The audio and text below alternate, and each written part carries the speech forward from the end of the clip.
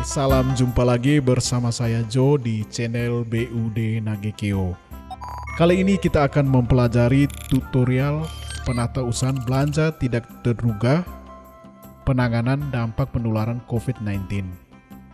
Jika pada tutorial sebelumnya kita mempelajari penatausahaan secara manual dan juga secara terpisah, baik itu di OPD selaku pengusul RKB maupun di PPKD.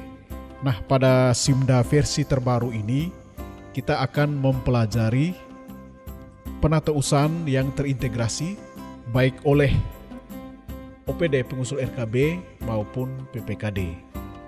Jadi untuk itu kita akan membedah materi pada tutorial ini satu persatu. Namun sebelum kita melanjutkan dengan materi secara keseluruhan, ada baiknya saudara-saudara bisa klik subscribe channel ini dan juga membunyikan lonceng agar kita diberikan notifikasi jika pada suatu saat channel ini diupdate dengan materi-materi yang tentunya sangat bermanfaat untuk kemajuan penatausahaan keuangan daerah. Pada Simda 14R2, pengusul RKB akan dibuat dalam unit tersendiri. Selanjutnya subunit penatausahaan BTT COVID-19 didaftarkan pada parameter BLUT atau JKN atau BOS.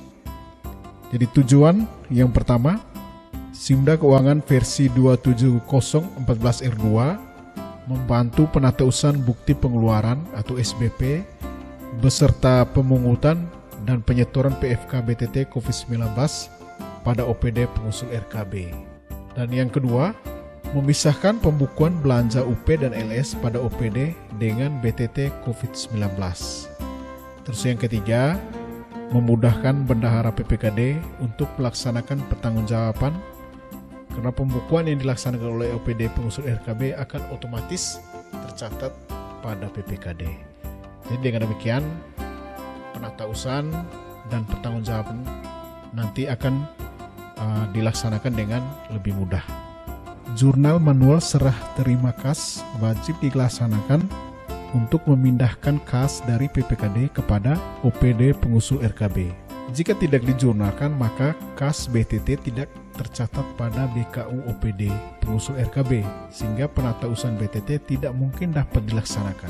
Dasar dari penjurnalan adalah berita acara serah terima kas dari PPKD kepada OPD pengusul RKB atas penerbitan SP2D TU BTT COVID-19. Pada kesempatan ini, SP2D TU yang diterbitkan adalah nomor 584 TU BTT Dinkes pada tanggal 14 Mei dengan total 1.190.266.500. Walaupun sudah diterbitkan TU secara langsung kepada Dinas Kesehatan, tetapi pada kenyataan bahwa kas pada sistem diakui masih berada di PPKD. Untuk itu kita lakukan penjurnalan. Pada tahap pertama adalah jurnal manual pengeluaran kas dari PPKD. Caranya adalah sebagai berikut. Di sini kita akan menggunakan Dinas Kesehatan, TU Dinas Kesehatan sebagai sampelnya. Ya, kita menuju ke SKPD, lalu pembukuan, dan selanjutnya kita pilih jurnal. Kita menuju ke PPKD. Di sini nanti PPKD tidak berada pada PPKD itu sendiri atau kode rekening 1, tetapi PPKD justru berada sebagai SKPD. Karena sudah diterbitkan TU, maka PPKD di sini berfungsi atau berposisi sebagai PPKD sebagai SKPD. Ya. Kita langsung ke jurnal. Ya, di sini ada jurnal sebelumnya. Selanjutnya kita pilih tambah. Kita isi dengan nomor bukti jurnal.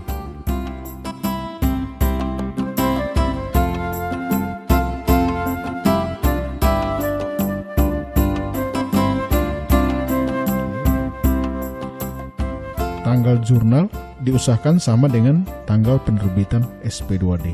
Di sini tanggal 14 Mei ya. nomor referensinya juga sama, tanggal referensinya juga sama. Oke. Di sini jenis jurnalnya adalah jurnal pengeluaran kas dengan uraian kurang lebih sama persis seperti uraian pada penerbitan SP2D.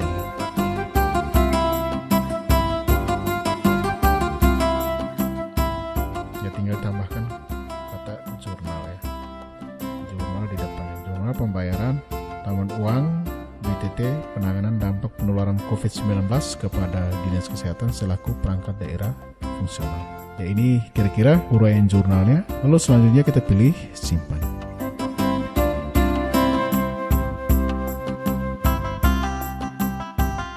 Untuk membuat rincian dari jurnal, kita double klik dari jurnal. Ini rinciannya. Selanjutnya kita pilih tambah, lalu kita memilih kode rekening. Kita perhatikan kembali pada penjelasan jurnal manual pengeluaran kas dari PPKD itu terdiri atas uang muka operasional. Kalau misalnya di kode rekening hanya uang muka belanja barang dan jasa, ya kita pilih uang muka belanja barang dan jasa, itu di akun debit, dan kas di bendahara pengeluaran PPKD di kredit.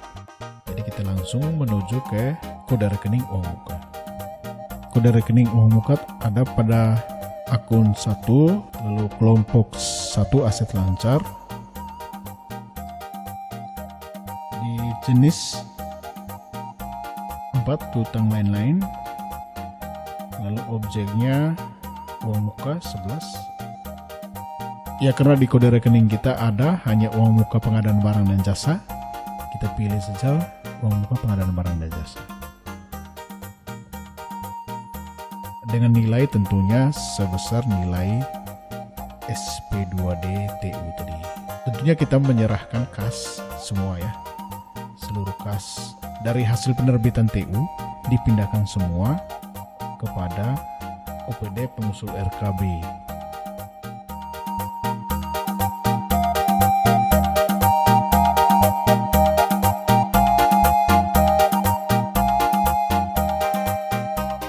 Ya, jenisnya debit. Lalu kita simpan. Dan untuk yang kredit kita ambil dari rekening aset lancar, kas di bendahara pengeluaran. Ini kas di bendahara pengeluaran bank ya, karena penerbitan SP2D bersifat non tunai. Nilainya juga sama 1190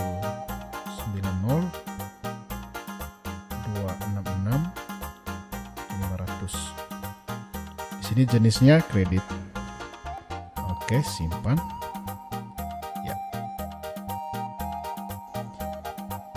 Selanjutnya kita masuk di OPD pengusul RKB-nya.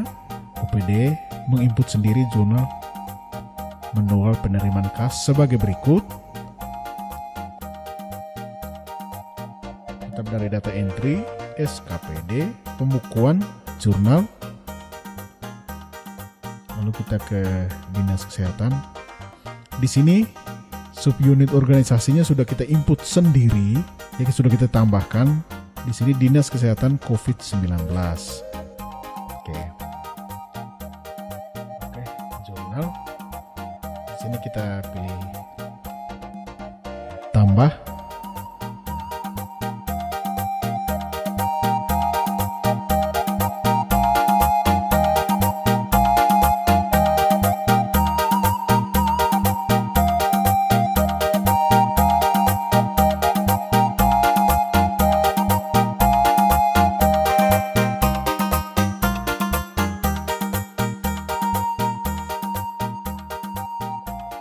Oke, ini nomor bukti, tanggal bukti, ya, isi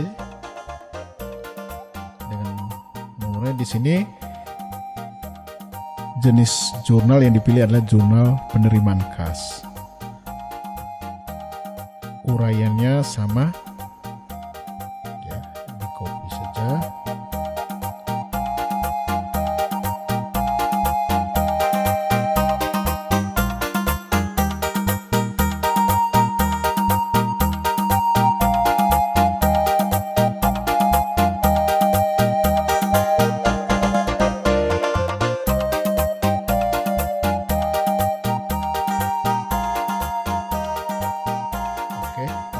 Oke, rinciannya di sini ditambah. Lalu uraiannya kita pilih kode rekening, aset lancar, kas lainnya. Ya. Ini pada sisi debit dengan nilai sejumlah nilai SP2DTU.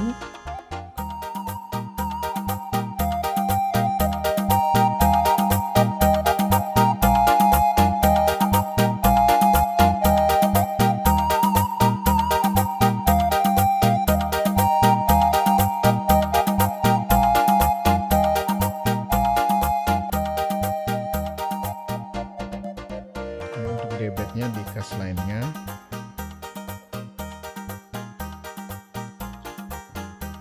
Lalu yang berikut, dari sisi kredit kita akan memilih kode rekening utang jangka pendek lainnya. Ada pada kode rekening 2 1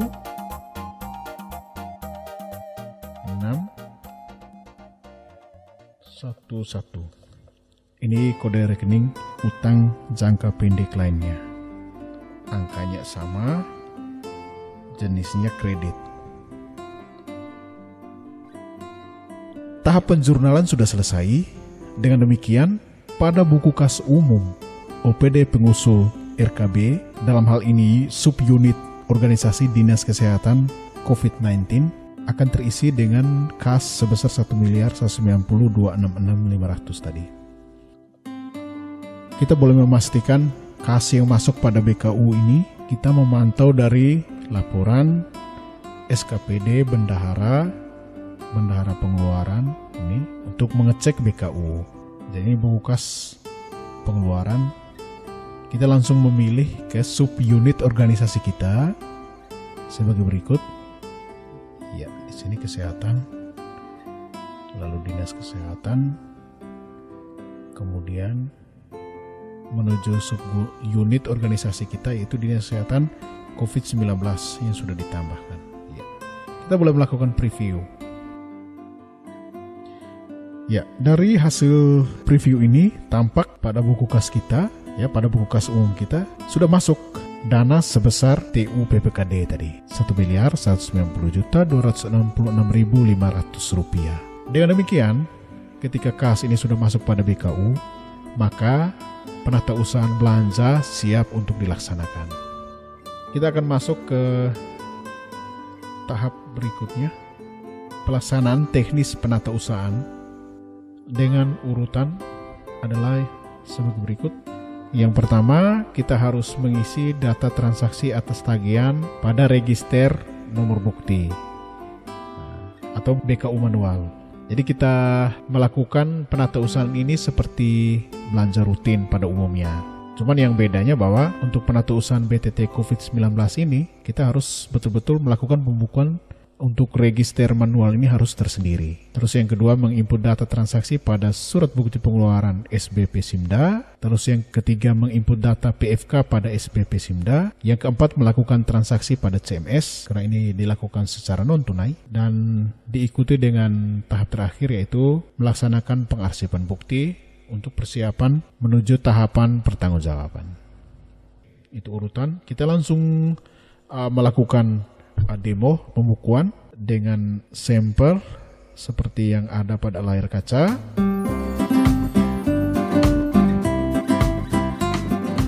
Jadi register nomor bukti atau buku kas umum manual ya kita buat harus secara historis bisa merekam kejadian transaksi pada periode-periode tertentu. Di sini jika kita menerima kas tadi, ya kita menerima kas dari jurnal atas penerbitan SP2DTU dari PPKD, maka kita harus memuat nomor bukti tadi pada BKU kita. Di sini kita isi pada penerimaan, sehingga pada saat ini kita memiliki saldo Rp1.190.266.500 persis seperti pada BKU Simda. Lalu misalnya pada hari berikutnya atau tanggal 15 Mei, kita mendapat tagihan berupa pembayaran pengadaan 100 paket masker kepada UD Kurnia Pharma. Misalnya ini contoh. Dengan besar tagihan sebesar 50 juta, maka angka ini kita masukkan ke dalam BKU manual atau register nomor bukti tadi pada sisi pengeluaran, dilengkapi dengan data pajaknya. Di sini terima PPN pengadaan masker misalnya 5 juta. Sementara PPh-nya tidak ada.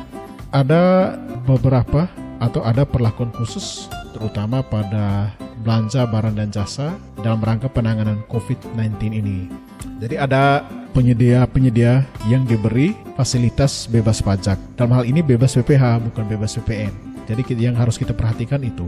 Sehingga di sini karena UD Karunia Pharma ini juga mendapat fasilitas bebas pajak dari KPP, maka yang kita pungut adalah PPN-nya saja. Di sini PPN 5 juta. Maka kita langsung mulai melakukan penginputan bukti sebagai berikut. Seperti biasa, kita ke data entry, SKPD, bendahara, pengeluaran, bukti pengeluaran. Oke. Di sini kita langsung menuju ke subunit organisasi yang khusus menangani BTT COVID-19. Di sini Dinas Kesehatan COVID-19. Ya. Kita boleh langsung memilih subunit organisasi ini. Dan bukti yang dimasukkan adalah bukti TU. Oke. Di sini bukti TU yang belum ada atau SPM yang belum ada bukti akan tampil di depan kita.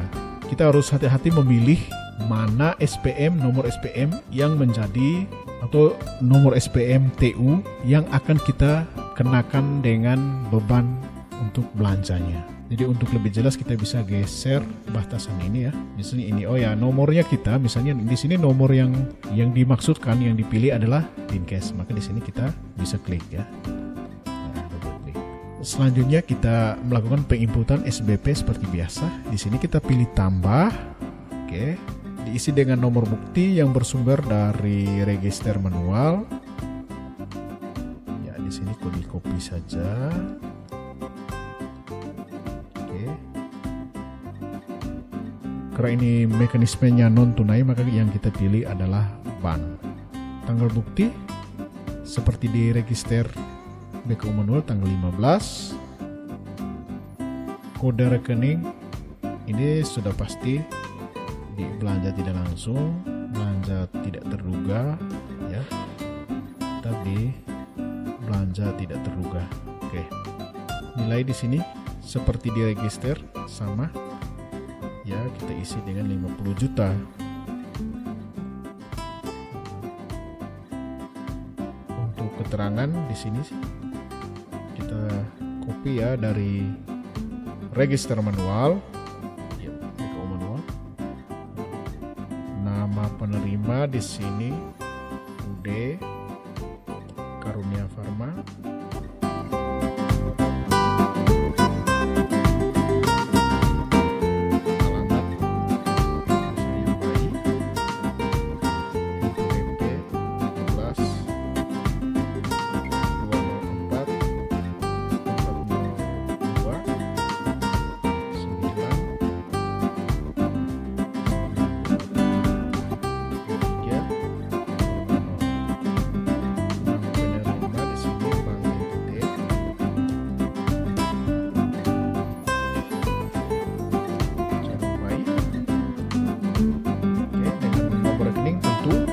Sudah membuat nomor rekening penerima ya, itu pada register nomor bukti tadi ya.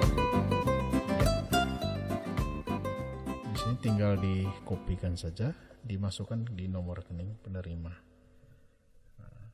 Lalu kita simpan.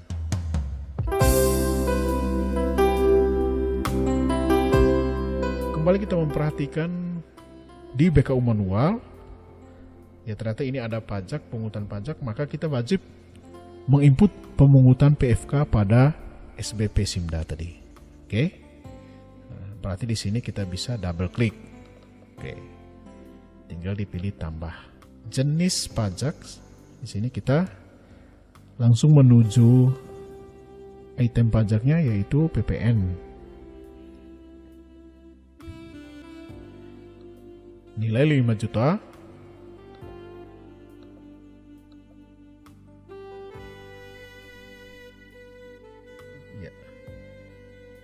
kode billing, kita masukkan kode billing. Ya, berarti kita harus melakukan billing pajak terlebih dahulu sebelum melakukan penginputan bukti pada SBP Simda. Sehingga kode billing yang diinput di sini adalah kode billing yang sudah kita buat ya. Jadi ini nomor kode billing tidak boleh dimasukkan angka yang di luar dari billing pajak kita. Selanjutnya kita pilih simpan. Oke.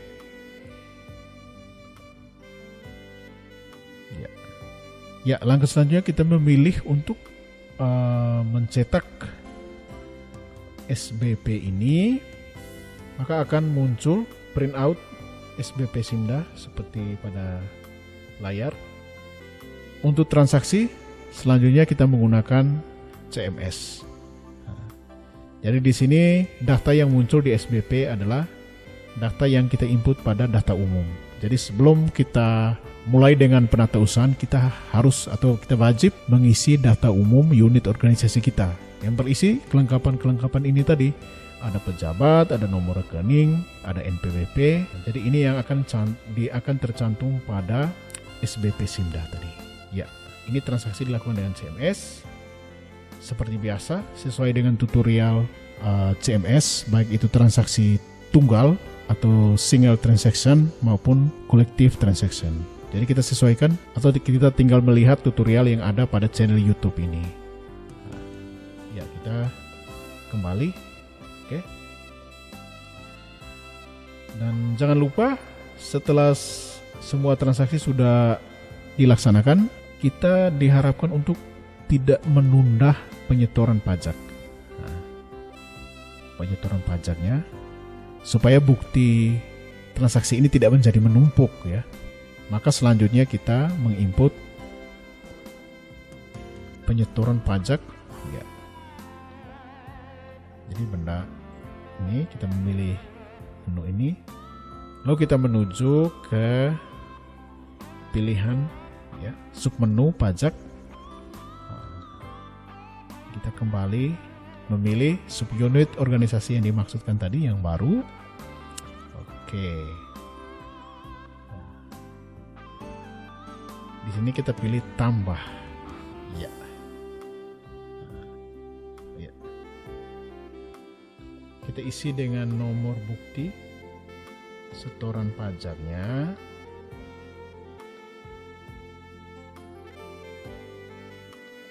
Di sini.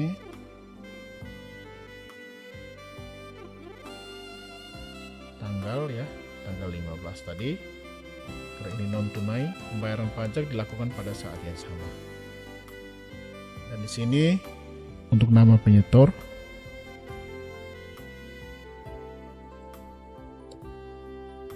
sudah pasti nama bendahara pengeluaran. Ya, selanjutnya kita isi dengan nomor NTPN yang tertera pada billing yang sudah kita bayar. Ini contoh saja. Ya, untuk keterangan sama. Kita tinggal memindahkan dari register nomor bukti. Ya. Lalu selanjutnya kita pilih simpan. Oke. Untuk melihat rincian pajak kita double klik ya. Oke. Selanjutnya kita pilih tambah. Nah, kita memilih kode rekening pajak yang kita pungut. Di sini ada pengeluaran PFK PPN pusat 5 juta tadi ya. Kita double klik, lalu di sini kita pilih bank, lalu selanjutnya kita pilih simpan. Oke. Ya. Transaksi tadi baik transaksi neto ya, berupa pembayaran langsung kepada pihak penerima dan juga pembayaran pajak ke kas negara sudah kita selesaikan. Minimal ya, satu transaksi sudah terlewati. Untuk transaksi berikutnya kita bisa menyesuaikan saja. Kita melakukan penginputan pada DKU atau pada SBP Simda. Misalnya di sini ada contoh pembayaran yang lain, yaitu pembayaran pengadaan 20 unit paket APD kepada PT Mitra Sejahtera. Misalnya sebanyak atau sebesar 200 juta rupiah. Namun PT Mitra Sejahtera ini tidak mendapatkan atau tidak memiliki fasilitas bebas pajak dari KPP setempat. Maka untuk itu PPh-nya tetap dipungut seperti biasa. Dan untuk penata usahanya kita lakukan seperti biasa. Ada penginputan bukti bruto dan juga penginputan PFK, diikuti dengan transaksi pada CMS, lalu diakhiri dengan penginputan pajak dan juga pengarsipan bukti-bukti dalam rangka pertanggungjawabannya nanti. Baik, itu sekilas contoh untuk penata usahaan. Jadi ini sudah lengkap. Semuanya sudah tersistem pada Simda ya. Ya, atau kita mau lihat buku pajaknya dulu ya. Ini buku pajak. Ya, di sini di buku pajak ada pungutan, ada penyetoran. Jadi tidak ada saldo pajak yang menjadi tanggung jawab kita di sini. Transaksi final. Oke.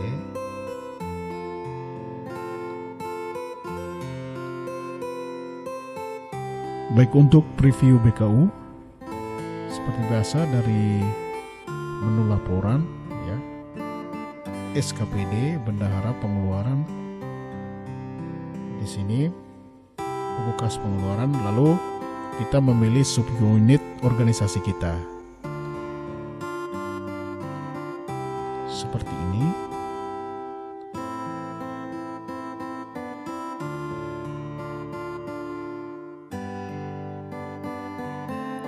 Baik, BKU sudah ditampilkan. Ya, ini transaksi berjalan dengan saldo terakhir adalah 1.140.266.500 sekian. Dengan saldo tunai 0 dan juga saldo bank seperti pada BKU. Nah, transaksi yang disarankan di sini adalah transaksi yang bersifat non tunai atau bersifat bank. Sedangkan jika Bapak Ibu melakukan transaksi dengan tunai, maka saldo kas tunai di sini akan ditampilkan dalam minus ya, angka minus. Nah, jadi tidak disarankan atau tidak direkomendasikan untuk transaksi dilakukan secara tunai. Tetapi ini juga mengingat ini adalah belanja tidak terduga, yang mana pada peraturan Bupati tentang belanja tidak terduga itu diperbolehkan untuk melakukan pembayaran tunai untuk belanja-belanja dalam situasi yang bersifat darurat. Tetapi pada saat ini kita tidak merekomendasikan untuk dilakukan pembayaran secara tunai. Ya, kita harus perlu menjaga diri ya, tentunya dalam hal menghindari perkumpulan di fasilitas umum seperti perbankan dan juga menghindari ya penularan wabah COVID-19 melalui media uang tunai. Jadi ini yang kita perlu perhatikan. Jadi tidak direkomendasikan untuk dilakukan pembayaran secara tunai. Itu hanya untuk catatan yang sangat penting bagi kita sekiranya bisa dijadikan pedoman. Jadi ini penata usaha sudah selesai sampai dengan pada penerbitan SP2D dan penyetoran pajak. Dan selanjutnya kita menuju ke sesi yang terakhir, yaitu bagaimana dengan pelaporan realisasi BTT COVID-19. Pelaporan realisasi kita bisa melaporkan BKU dan buku pajak, tetapi tidak jauh berbeda ya, atau masih seperti pada tutorial yang pertama, bahwa untuk mempermudah melakukan pelaporan realisasi sebaiknya kita membuat laporan atau membuat kertas kerja realisasi penggunaan dana belanja tidak terduga COVID-19. Nah, jadi dengan format seperti ini ataupun dapat di-download ya pada deskripsi dari video ini di bawah ini. Jadi laporan ini sengaja dibuat kertas kerja ini dibuat agar kita cepat ya, kita secara cepat atau secara real time menyajikan laporan realisasi BTT COVID kepada pihak-pihak yang membutuhkan, baik itu kepada masyarakat umum maupun kepada lembaga-lembaga terkait. Jadi kita harus siap ya, secara sigap mengisi kertas kerja manakala kita melakukan transaksi agar laporan kita ini berkesinambungan secara real time dan dapat dipantau oleh masyarakat umum. Ya, itu prinsip akuntabilitas kita ya. Oke, itu tadi tutorial tentang penatausahaan BTT COVID-19. Pada tutorial berikutnya kita akan menyajikan informasi tentang sistem dan prosedur pertanggungjawaban belanja tidak terduga COVID-19 baik pada OPD pengusul RKB maupun pada PPKD. Pastikan saudara-saudara tetap memantau channel kita ini untuk mengupdate informasi. Akhirnya saya pamit dari hadapan kita semua. Sampai jumpa di lain kesempatan dan salam OKOC, Omi Kema, Omi Cair.